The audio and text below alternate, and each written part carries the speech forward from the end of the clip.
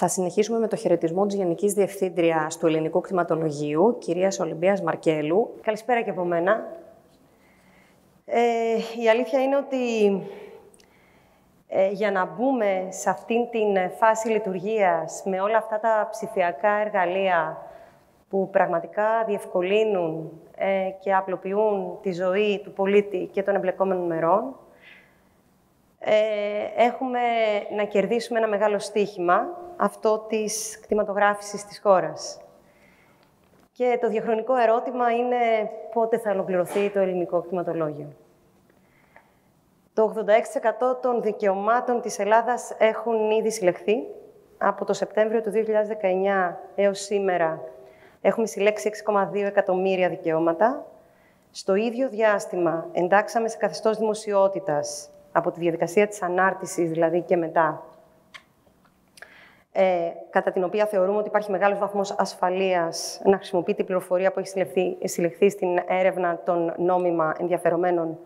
Έχουμε συλλέξει λοιπόν 33,5 εκατομμύρια δικαιώματα και ποσοστό 86% επί του συνόλου των δικαιωμάτων της χώρας, έναντι 24,8 εκατομμυρίων δικαιωμάτων και ποσοστό 63,4% το 2019.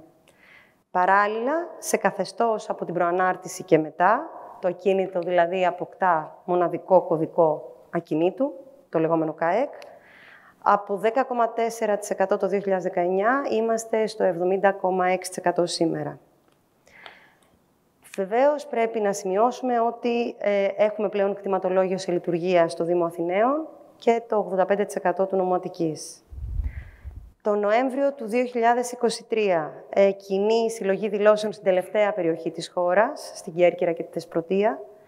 Αναμένεται λοιπόν να συλλεχθούν και το υπόλοιπο 1,2% των εκτιμόμενων δικαιωμάτων της χώρας. Και θεωρούμε ότι στο τέλος του 2025 μπορούμε να έχουμε φτάσει στο 98% της κτηματογράφησης της χώρας, από ανάρτηση και μετά. Άρα μπορούμε να μιλάμε για ένα κτηματολόγιο σε λειτουργία ασφαλώς, σε δημοσιότητα, στην ελληνική επικράτεια. Ο βασικός βαθμός δυσκολίας κτηματογράφησης εστιάζεται στο γεγονός ότι η επιτυχία του έργου βασίζεται στη μαζική συμμετοχή των πολιτών. Έτσι, ό,τι επηρεάζει την κοινωνία μας έχει επίπτωση στην κτηματογράφηση. Δεν μπορεί να μείνει ασχολίαστη η ιδιαίτερη ιδιοκτησιακή ασάφεια που επικρατεί στη χώρα και ιδιαίτερα σε περιοχές στις οποίες πρέπει να διασφαλιστούν οι περιουσίες των πολιτών, όπως είναι οι αγροτικές περιοχές. Αντί η δήλωση στο κτηματολόγιο να είναι το τελευταίο που θα πρέπει να κάνει ένας ιδιοκτήτης, συχνά είναι η αφετηρία για να επιληθούν διεκδικήσεις μεταξύ ιδιωτών ή με το δημόσιο. Σήμερα έχουμε σε εξέλιξη 63 συμβάσεις στην κτηματογράφηση.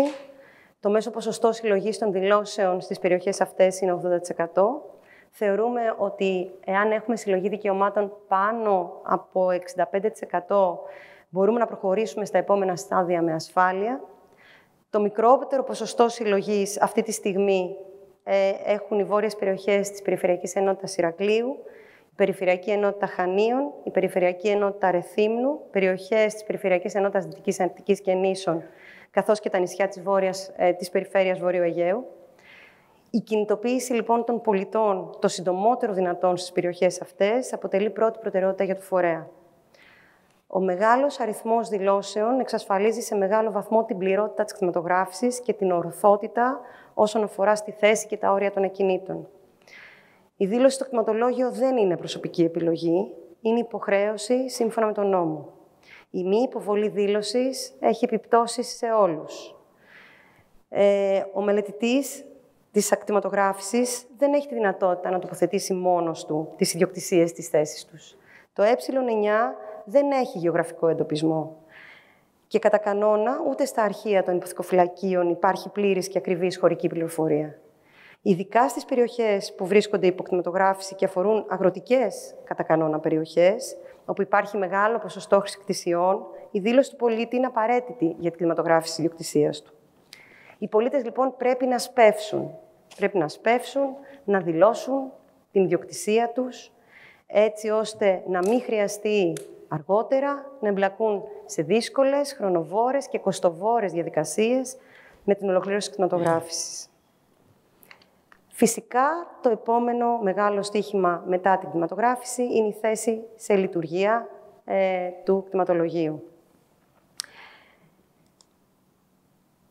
Ναι, θα ήθελα βεβαίως να σημειώσω και 2 έργα τα οποία είναι σε εξέλιξη αυτή τη στιγμή. Το έργο του κτηματολογίου Δωδεκανήσου. Είμαστε σε μια διαδικασία με την ομάδα που έχει συγκροτηθεί στο κτηματολόγιο να γίνει μετάπτωση του κτηματολογίου Δωδεκανήσου στο ελληνικό κτηματολόγιο. Καταγράφεται η υφιστάμενη κατάσταση. Είμαστε σε διαβουλεύσεις. Πρόσφατα έγινε μια επίσκεψη στη Ρόδο υπό τον Υφυπουργό, τον κύριο Κυρανάκη, και τέθηκαν οι βάσεις. Θεωρούμε ότι πολύ σύντομα, στους επόμενους μήνες, θα είμαστε έτοιμοι να ξεκινήσουμε να λειτουργούμε μεταβατικά το κτηματολόγιο Κόκκερόδου υπό τους κανόνες του ελληνικού κτηματολογίου. Ένα επίσης μεγάλο έργο που ξεκινάει αυτή τη στιγμή το ελληνικό κτηματολόγιο είναι το LiDAR. Ο κύριος Λολώνης νομίζω ότι θα μιλήσει και γι' αυτό. Η δημιουργία ψηφιακών υποβάθρων υψηλής ανάλυσης και η παραγωγή έγχρωμων ψηφιακών ορθοεικόνων για το σύνολο της χώρας είναι μεγάλη προϋπόθεση για να μπορούμε εμείς, σαν ελληνικό κτηματολόγιο, να καταγράφουμε και να τοποθετούμε τα ακίνητα σε χωρικά δεδομένα υψηλής ανάλυσης και ακριβή. Και φυσικά, το επόμενο μεγάλο στοίχημα είναι η ολοκλήρωση της μετάβασης στην οριστική δομή. Θα πρέπει σύντομα να κλείσουν όλα τα υποθηκοφυλάκια. Σήμερα έχουν κλείσει 161 από τα 389 υποθηκοφυλάκια. Ευελπιστούμε πάρα πολύ σύντομα, τους επόμενους μήνες, να έχουμε ολοκληρώσει τη μετάπτωση των υποθηκοφυλακίων στην οριστική δομή.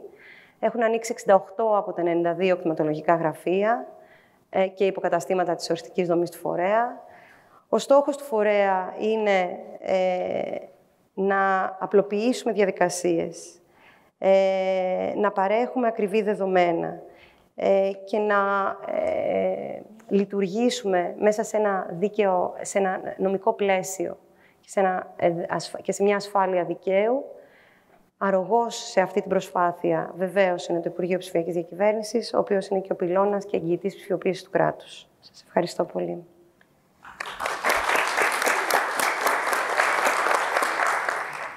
Κυρία Γενική, ευχαριστούμε πάρα πολύ. Ζητώ συγγνώμη.